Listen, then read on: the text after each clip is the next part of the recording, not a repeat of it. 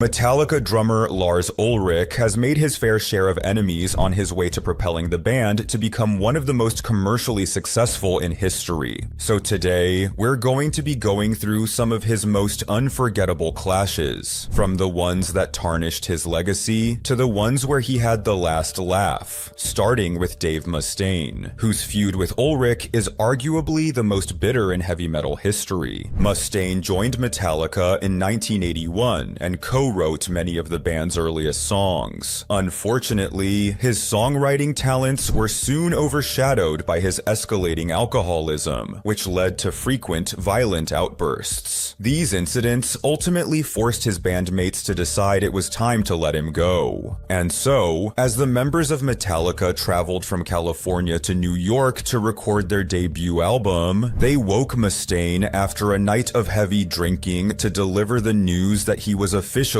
being fired. The band then packed up Mustaine's gear and dumped the hungover guitarist at a bus station with a one-way ticket back to Los Angeles, quickly replacing him with guitarist Kirk Hammett the very same afternoon. Further adding insult to injury, Metallica subsequently attempted to erase Mustaine's contributions, telling the press he was merely a temporary member and disparaging him as a loser and a drunk. Driven by revenge, Mustaine went on to form rival band Megadeth, which to his credit has sold over 50 million albums worldwide. However, to this day, Mustaine remains haunted by his dismissal from Metallica, harboring a very public bitterness towards Ulrich in particular. Mustaine finally had the chance to confront Ulrich in Metallica's 2004 documentary, where he candidly revealed on camera that he has always felt second best to Metallica and still resents the way he was fired. Do you have any idea of what I put you through? No. What I went through. I mean, people hate me because of you. You know, I walk down the street and I hear some piece of shit say, Metallica at me, and they do that to taunt me. I mean, when I would hear Metallica on the radio, I would be like, God, I have to turn this off because I just keep thinking, I up.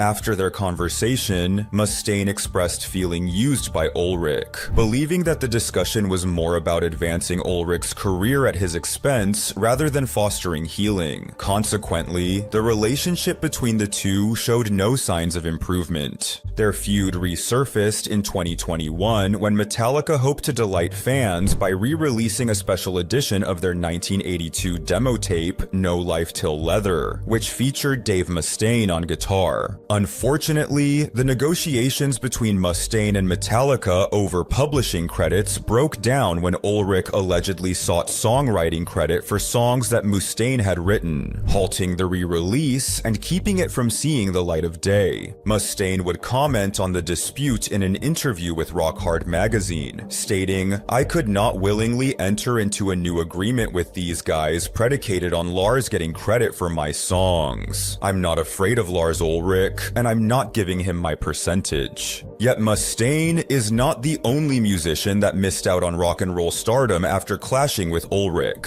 as founding Metallica bassist Ron McGovney also had a notoriously strained relationship with the drummer. In an interview with MetallicaWorld.co.uk, McGovney revealed his initial hesitation to join Metallica, citing his belief that Ulrich was the worst drummer he had ever heard. Despite his reservations, McGovney joined the band, but soon found himself in frequent conflicts with Ulrich, whom he felt was taking advantage of him. According to McGovney, he was expected to cover the band's expenses out of his own pocket without reimbursement, and was often pressured into chauffeuring Ulrich around town. Meanwhile, unbeknownst to McGovney, Metallica was secretly negotiating with bassist Cliff Burton to replace him. Eventually, the band initiated a campaign of harassment to pressure McGovney into quitting, which he ultimately did in 1982. As Metallica's career progressed, Ulrich often butted heads with producers in the studio while recording the band's early albums. Producer Flemming Rasmussen has openly criticized Ulrich for his inability to play on beat, even branding him absolutely useless. When the band hit the studio to record their fourth album, titled And Justice for All, Ulrich would completely take over the mixing process, forcing forcing sound engineer Steve Thompson to make the bass guitar virtually inaudible in the mix. Panicked by the thought of being associated with such a horribly engineered album, Thompson would even try to quit the project, but was prevented from doing so by the band's management. The resulting album, with its harsh and dry sound, faced criticism from both fans and music journalists, and Metallica frontman James Hetfield would later admit that the album would have benefited from a mix different from the one Ulrich forced upon them. Ulrich's overbearing control of the band might explain the rumors that began circulating in the 80s about Metallica planning to get rid of Lars Ulrich. According to Anthrax guitarist Scott Ian, Metallica's Cliff Burton and Kirk Hammett confided in him about their plans to dismiss Ulrich in 1986. Citing creative and professional differences, Metallica reportedly intended to fire their drummer as soon as they returned to the US after completing their European tour, even if it meant losing the rights to the Metallica name, which Ulrich held. However, this plan changed dramatically following Cliff Burton's untimely death during that very same tour, with the band ultimately deciding to keep Ulrich in the lineup to avoid losing two core members in quick succession. Bassist Jason Newsted was then recruited to fill the spot left vacant by Burton's passing. So with Ulrich still on drums, Metallica entered the 90s, poised to become the biggest band in rock music with the release of the critically acclaimed and best-selling The Black Album.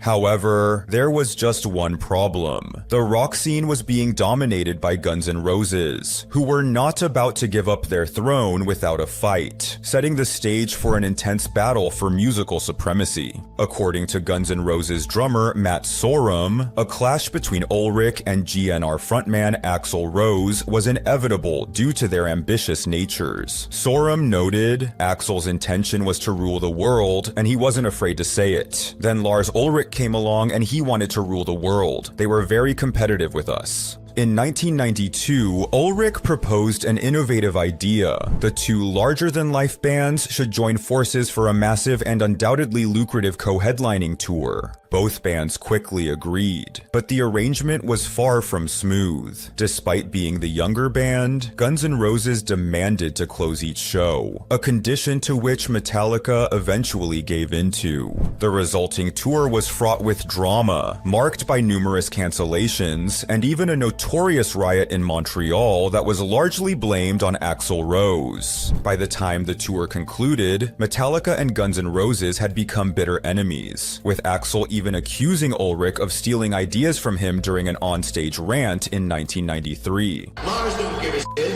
Motherfucker calls me at 4 in the morning trying to kiss my ass or something. It's like, but I can't trust the motherfucker. Like the time that we sat around writing a video for Don't Cry and we talked about being underwater and showing all these things, and then Lars writes home and writes a video. And the cool thing about it is, he caught to it. Yeah, I was ripping you guys off.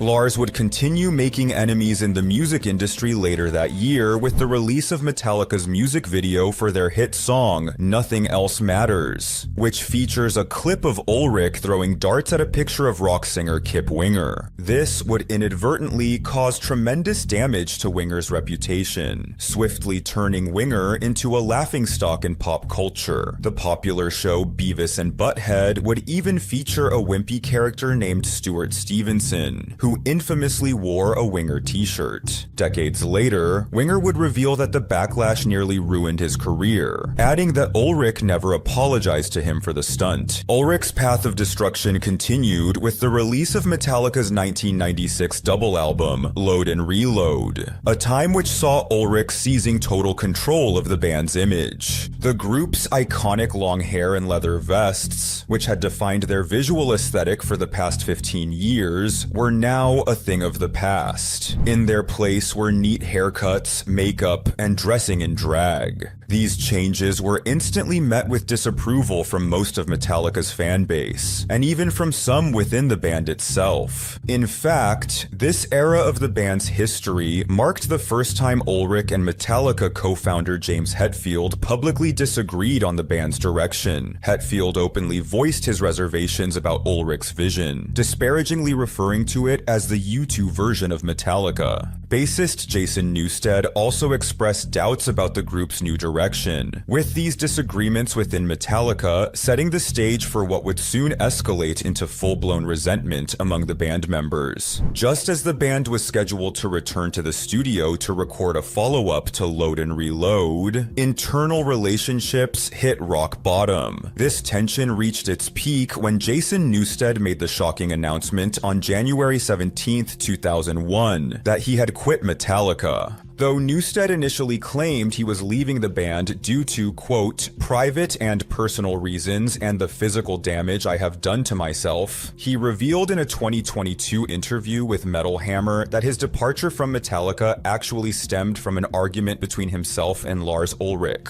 According to Newsted, it all started when Ulrich discovered that Newsted was working on other musical projects while Metallica was on a break, with Ulrich subsequently calling for a band meeting specifically to reprimand the bassist. Newsted recalled, "The guys got wind of it, and Lars said, 'You gotta come up to the house.' I didn't really know what it was for, so I take my bass and go up there." Lars says, "Dude, you know you're in Metallica now, don't you? You can't just be making music and sending out tapes to whatever with whichever you do understand that, right?" Newsted admits that he felt utterly humiliated after the exchange, believing that both Lars and frontman James Hetfield were stifling his creativity, which ultimately led to his decision to resign from the band. In an interview with MTV News, he stated, "Metallica has two control freaks, and it's very hard to get any kind of 2 cents in that monopoly." Yet despite the seemingly unshakable strength of Metallica's leadership, Lars Ulrich and James Hetfield soon faced a significant falling out. Newsted's exit from the band would prove to have lasting consequences in the days and weeks that followed.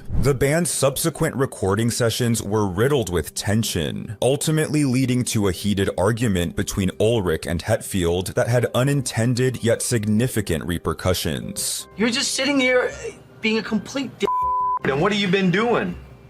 Picking at me all night.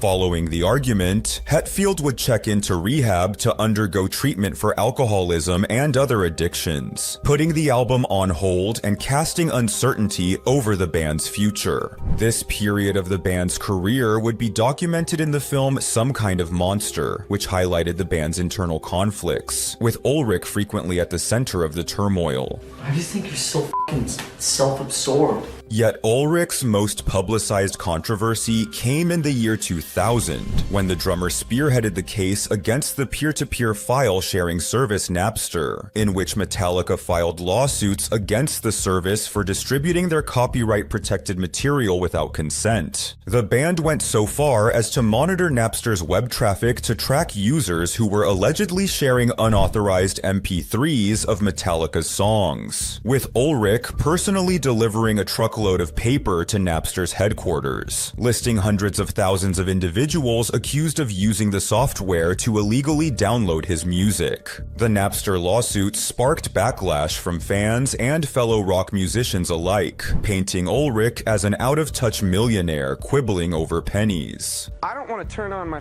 radio and have to put a nickel in it to hear Metallica. When it's someone that sold 50 million records and they got $50 million and they're bitching about pennies, you, man.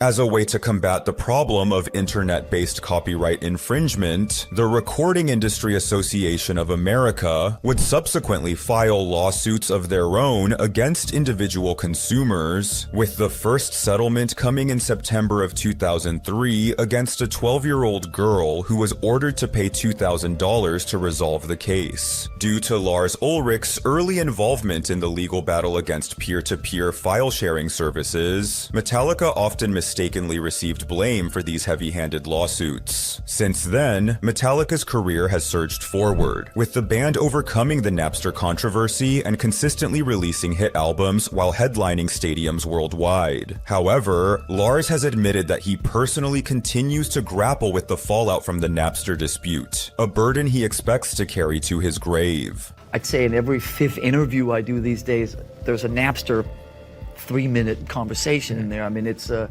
as you know, it's like it'll be part of my obituary. In my life, it's a footnote, but in some people's perception of who I am and what Metallica is, I understand that it's a big thing, and I accept that.